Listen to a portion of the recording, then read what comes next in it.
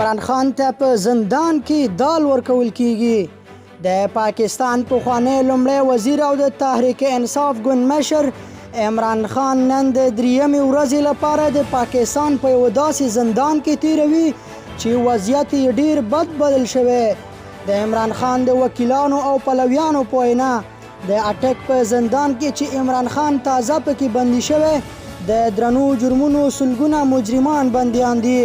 د عمران خان یو مدافع وکیل نعیم حیدر د نوموړي له نیول کېدو وروسته په لومړي ځل پرون له عمران خان سره په دغه زندان کې کتلي او اوس یې د هغه ژوند د ژغورنې غږ پورته کړی. نعیم حیدر چې شاوخوا 2.5 ساعته له خان سره لیدلي له رسنیو سره په خبرو کې ویلي چې عمران خان ته هیڅ سهولت نه دی ورکړل شوی.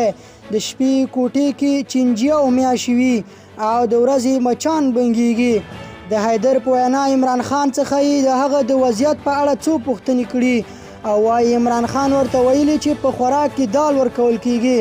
سرخلاصې تشناب لري چې د ځان مینځلو لپاره هیڅ لازم سهولت پکې نشته.